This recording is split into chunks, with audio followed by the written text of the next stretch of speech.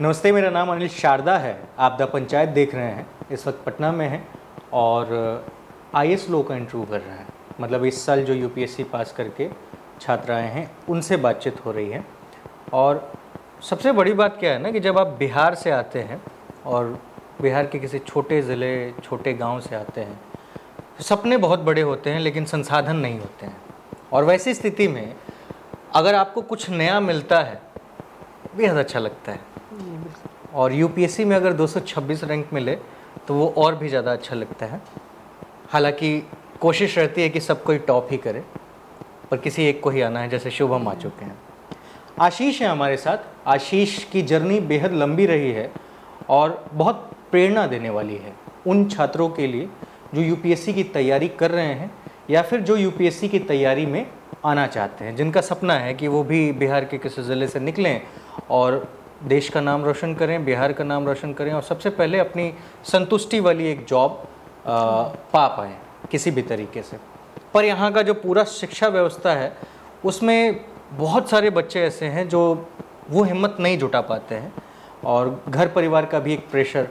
हालांकि डायलॉग्स बहुत सारे हैं बिहार के बच्चों के लिए, इंजीनियर, डॉक्टर या यूपीएससी क्रैक करेगा, आईएएस आईपीएस बनेगा। बहरहाल इन सब चीज़ों के बाद मैं समझता हूँ कि आपको आशीष की जर्नी के बारे में जानना चाहिए। आशीष बेगूसराय से आते हैं और गांव का नाम आपने बताया था इटवा। इटवा गांव है। छोटा ही गांव होगा। हाँ जी। सपने बड़े होंगे उस गांव के या फिर आपके। तो आशीष से शुरुआती स्तर से जानेंगे कि कैसी रही इनकी जर्नी, क्योंकि हालांकि अभी हाल में जब हम लोग की बातचीत हो रही थी तो इन्होंने बताया कि फ्लिपकार्ट में नौकरी करते थे और वहाँ से निकले और फिर सीधा यूपीएससी की तैयारी में। तो पूरी जानकारी इनसे लेते हैं कि क्या कुछ था। शुरुआत आपके अपने बैकग्राउंड से कर लीजिए, गांव से कर लीजिए, परिवार से कर लीजिए और फिर बताइए कि शिक्षा दीक्षा के बाद जब पहली नौकरी मिली क्या कुछ एक्सपीरियंसेस रहे। जी बिल्कुल। तो मेरा नाम आशीष है। मैं बेगूसराय ज़िले के इटवा गांव से आता हूँ। मेरी फैमिली, मैं बेसिकली एक जॉइंट फैमिली को बिलोंग करता हूँ। मेरे फादर, मदर और मेरे से छोटे एक भाई और बहन है और बाकी मेरी बहुत एक्सटेंडेड फैमिली है। चाचा, 2 चाचा हैं और फैमिली है। तो ये तो रही बैकग्राउंड हमारी फैमिली। हम लोग थोड़ा तेज बोलेंगे क्योंकि माइक में थोड़ा कम आवाज़ आता है। तो इसके बाद अगर मैं अपनी शिक्षा के बारे में बताऊं तो 10वीं तक की पढ़ाई मेरी डीएवी पब्लिक स्कूल इटवा, जो मेरे गांव में ही स्थित है, वहां से पढ़ाई हुई है मेरी।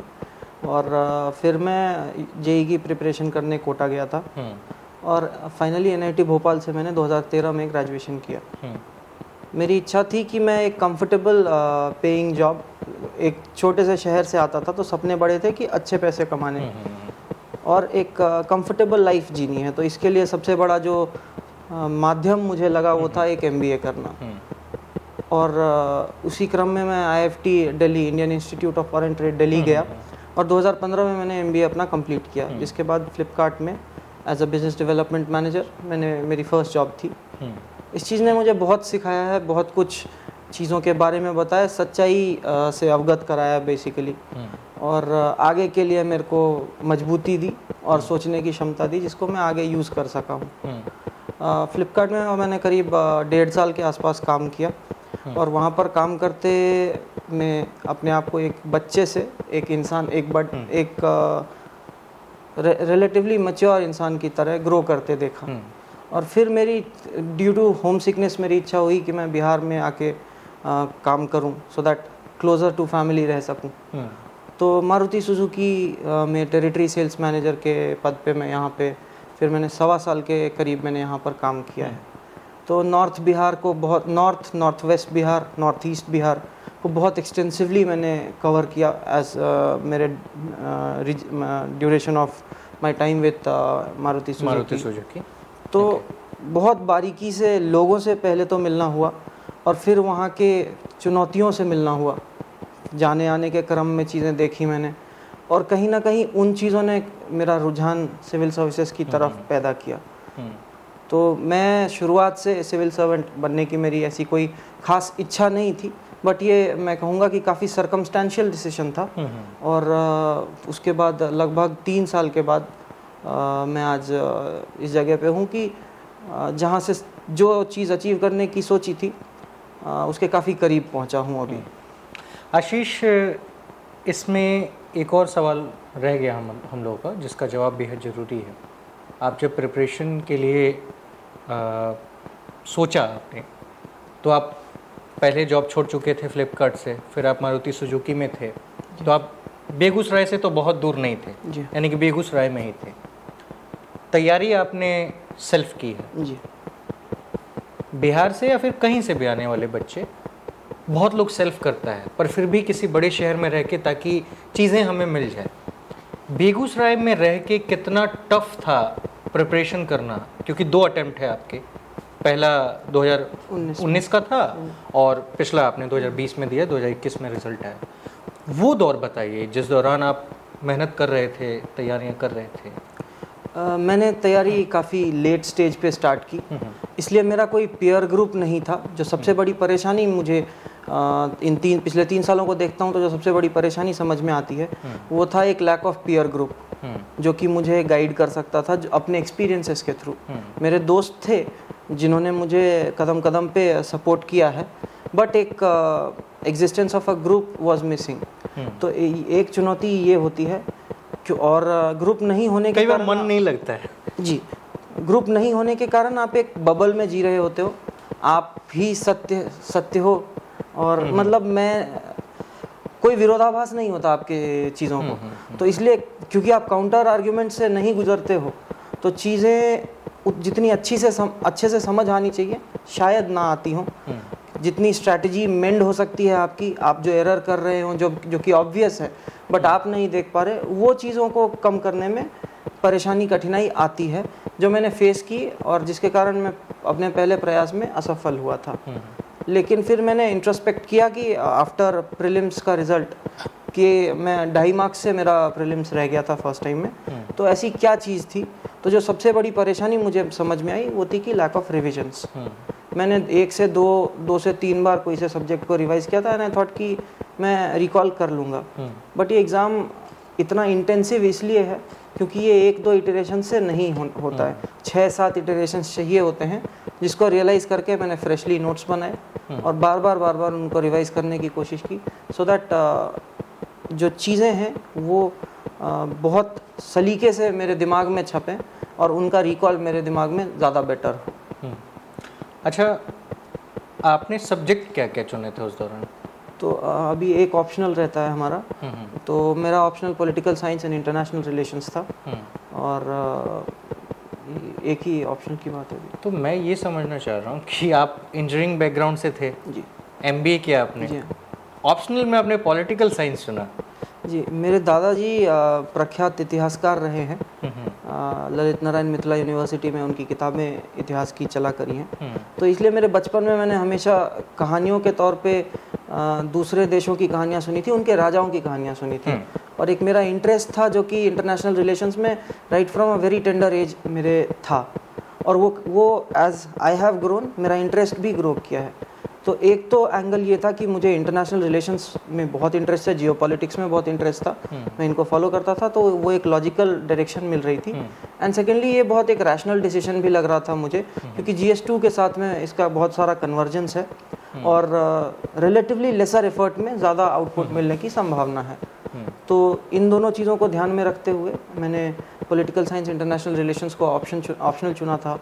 हालांकि मैंने सुना था कि काफ़ी कॉम्प्लेक्स सब्जेक्ट है, चीज़ें समझ में नहीं आती हैं, बट थैंकफुली वाइल मैं नहीं कह सकता कि मेरी मास्टरी है इस सब्जेक्ट पे, बट रिलेटिवली मुझे काफ़ी मज़ा आया पढ़ने में, और मैं थैंकफुल हूँ कि मैंने ये ऑप्शनल चुना है। It is one of the major pillars जिसके कारण मेरा सिलेक्शन हुआ है। अच्छा आशीष, जब आप कह रहे थे कि पहला अटेम्प्ट फेल हुआ आपका, जाहिर सी चीज़ है कि आप वैसे माहौल में नहीं थे जहाँ पे बहुत सारे ऐसे बच्चे हैं जो फेल हो रहे हैं, फिर एक दूसरे को सपोर्ट कर रहे हैं, या फिर टीचर्स हैं, या फिर जी। तो वैसी स्थिति में खुद को संभालना, फिर दोबारा से प्रिपरेशन के लिए तैयारी करना, कई बार होता है मन में अच्छा ठीक है छोड़ दे, तो ये मोटिवेशन जो होता है अंदर से कैसे आता है? क्या आप सोचते हैं उस समय जब आपके साथ होता है कि भाई हम तो बच गए, निकल गए, हार गए? मैं एक काफ़ी वेल पेइंग जॉब छोड़कर आया था, तो मेरे लिए अपॉर्चुनिटी कॉस्ट बहुत बड़ी थी और 2 साल ऑलमोस्ट मैंने इन्वेस्ट कर दिए थे। मतलब 1 साल से ज़्यादा मैं इन्वेस्ट कर चुका था इस एग्ज़ाम के लिए। अच्छा, जब तैयारी कर रहे थे, मैं बीच में रोक रहा हूँ, उस दौरान मारुति सुजुकी में थे या नहीं थे? मैंने जॉब छोड़कर प्रॉपर छोड़ दिया था? जी हाँ। ठीक। तो मैं ऑलमोस्ट 1 सवा साल मैंने इन्वेस्ट कर दिया था और मेरे लिए अपॉर्चुनिटी कॉस्ट बहुत बड़ी होने वाली थी अगर मैं इसको परस्यू करना चाहता था। एंड नेचुरली मेरे मन में डबल थॉट्स थे, मतलब दोनों थॉट्स थे कि शुड आई कंटिन्यू और should I drop it off. यहाँ पे मेरा मित्र है संगम, जो he is also in the whole cycle of preparation. तो उसने मुझे काफ़ी सही तरीके से गाइडेंस दिया था उस समय कि it is not a cycle of 1 year, तुमने 1 साल दिया है और you have not given your best still now, that is how what I feel. तो एक एफर्ट और देकर देखो and give it your best, तुम अपना तरीके से शुरुआत करो और करके देखो। वाइल उसकी बातें सही थी, बट सबसे बड़ी भूमिका मेरी माँ की रही है इसमें, जिन्होंने हमेशा हर मोमेंट पे जब मुझे सेल्फ डाउट आया तो शी वॉज दी वन। और बिकॉज हम अपनी माँ से बहुत रिलेट भी कर सकते हैं। क्या करती हैं माता जी? होम मेकर है। उनकी शिक्षा दीक्षा? वो मास्टर्स हैं इन हिस्ट्री, एमए हिस्ट्री। अच्छा। तो और मेरी माँ को पढ़ने लिखने का शौक भी बहुत है। तो एक कामिंग, एक तो इंस्टीट्यूशन आपकी माँ ही है। जी बिल्कुल। तो एक कामिंग इन्फ्लुएंस जो चाहिए होता है जब आप उथल पुथल से गुजर रहे होते हो, वो मेरी माँ बनी। उनके वर्ड्स ने मुझे काम किया और मेरे को डायरेक्ट किया। मैंने 2 महीना कुछ नहीं किया। I gave it to detox so to say, and then I came back with all the vigour that I could कि मेरे को पढ़ाई करनी है and this is the chance that I have to get through. Perfect. एक संस्था है NSCS, हाँ जी। आप भी उससे जुड़े रहे जी। बिहार और झारखंड के छात्रों के लिए बेहद अच्छा काम कर रही है।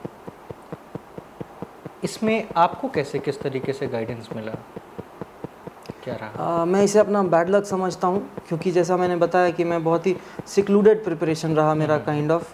तो मुझे ज़्यादा जानकारी नहीं थी कि क्या क्या रिसोर्सेस और क्या क्या अपॉर्चुनिटीज़ दुनिया में अवेलेबल हैं, और इस कारण से मैं सही समय पे शायद NSCS से नहीं जुड़ पाया।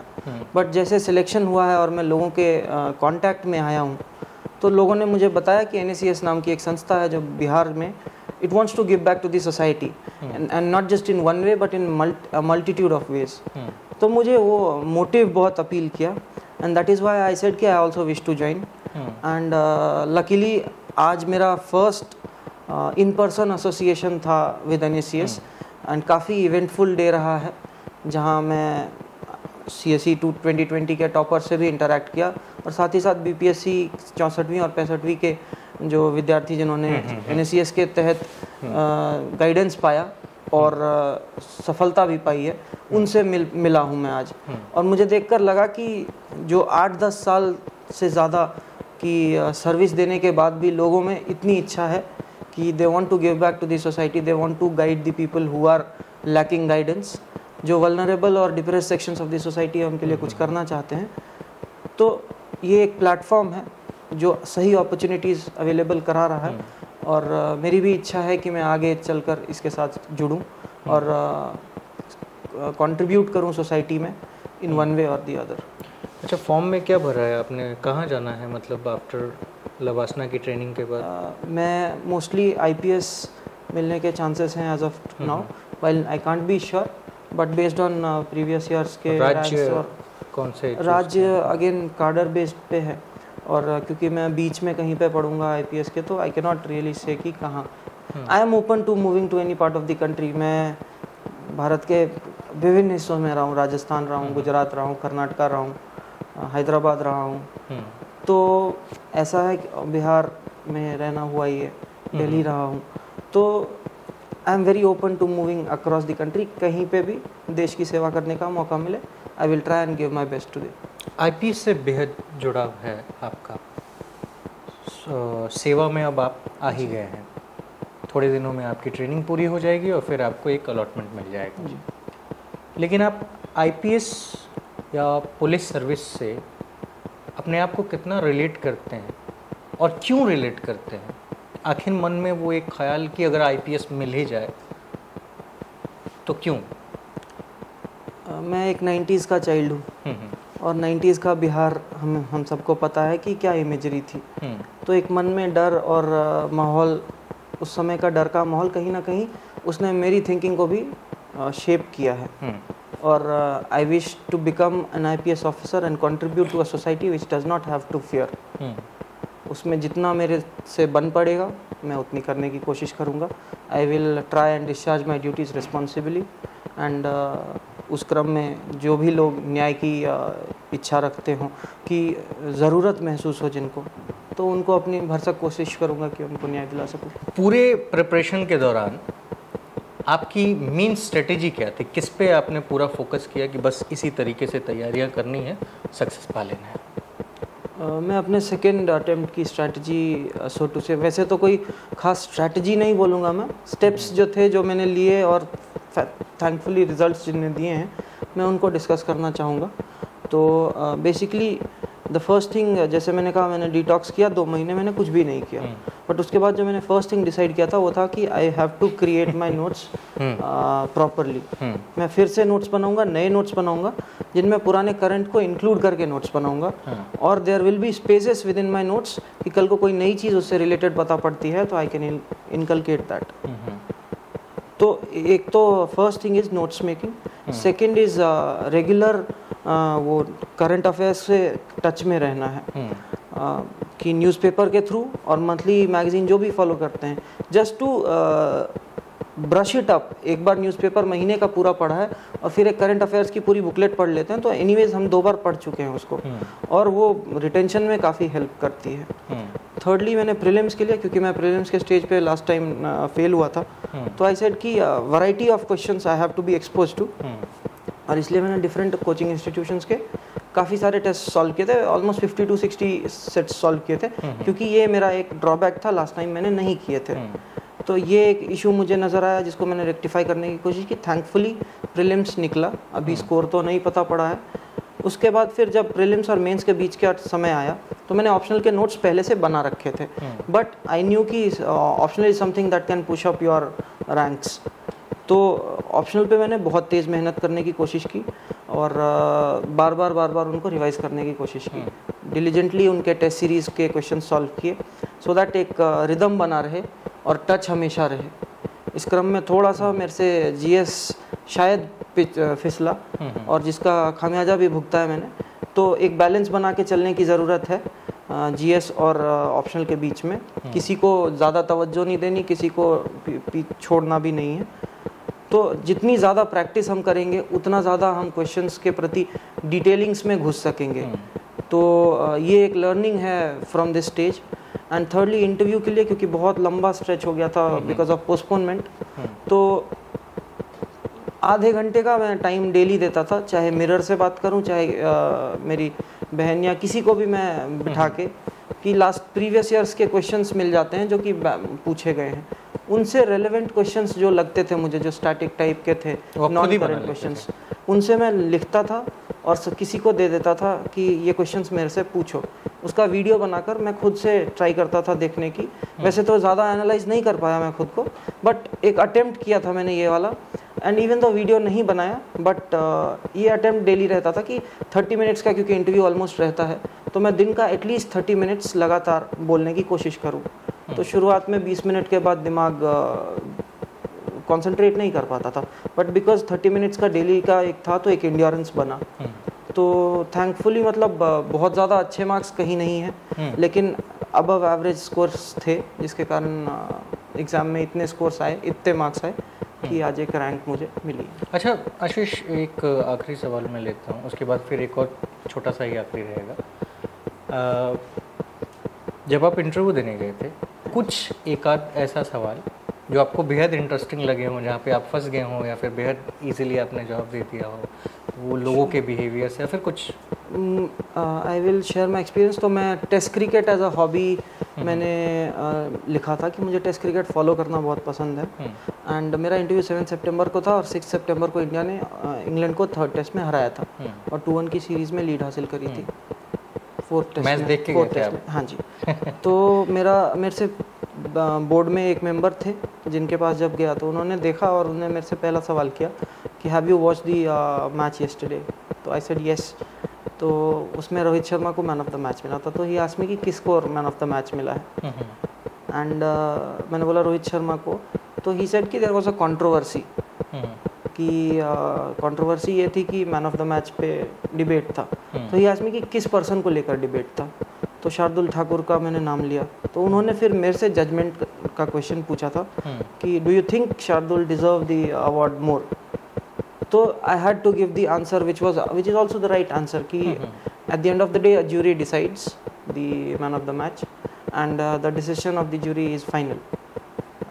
हर टीम के अलग अलग बंदों का अलग अलग कंट्रीब्यूशन होता है, बट ये ज्यूरी का responsibility and they have discharged it dutifully, तो there can be no controversy on that. तो इसी वेन में उन्होंने मेरे से 2-3 और क्रॉस क्वेश्चंस किए थे which sounded controversial on the face, like Ashwin क्यों नहीं खेल रहा टेस्ट मैचेस में। And finally because I was going on the right lines, तो द मेंबर क्विप्ड कि you are going on the right line, let's save time and move on to something else. I think that time interviewer जो थे वो पूरा cricket से भरे पड़े थे, लग रहा होगा। नहीं, because it was my comfort zone. तो एक इंटरव्यू में अगर ऐसा कुछ बीच में आता है तो आपको भी नॉर्मल होने में ईजी कर देता है इंटरव्यू को, बिकॉज चीज़ें आपके डोमेन से वहाँ पर पूछी जा रही होती हैं, तो you also feel good and eight the end of the day that does help shape your interview properly. Perfect. आखिरी में मैसेज जो नए आने वाले हैं, बिहार और झारखंड से आने वाले हैं, अब तो आपका परिचय भी हो गया है NSCS से, तो वैसी स्थिति में आप उन लोगों को एक तो तैयारी के लिए मैसेज क्या देना चाहते हैं जी। और दूसरा अगर वो लोग आते हैं तो आज उनके पास एक संस्था है जी। जो मुफ्त में और हमेशा अवेलेबल रहने वाली संस्था है जो सिखा रही है, तो उसके आधार पे आप कोई मैसेज एक अच्छा सा जो भी देना चाहते हैं। तो पहले तो मैं एक message for the students who wish to prepare. पहला है कि हम इंसान हैं, हमसे गलतियां होंगी, तो उन गलतियों को पहचानना है और उन गलतियों को दूर करना है कि हम उनको दोहराएं नहीं। गलतियों से डरना नहीं है, गलतियों से हार नहीं माननी है, बट उनको वो गलतियां मैं नई गलती करूँगा, दैट इज़ एक्सेप्टेबल, बट मैं वो पुरानी गलती को वापस नहीं दोहराऊंगा। That is the way people should prepare for the exam. And I will also, क्योंकि मेरे को बहुत सपोर्ट मिला, इमोशनल सपोर्ट मेरे पेरेंट्स से, तो I will also want to appeal to the parents कि बच्चों को एक ट्रॉफी की तरह ना देखें, बच्चों को एक इंसान की तरह देखें। उनको इमोशनल सपोर्ट की ज़रूरत होती है और अलग अलग स्टेजेस पे अलग अलग तरीके के सपोर्ट की ज़रूरत होती है, उसको पहचानें।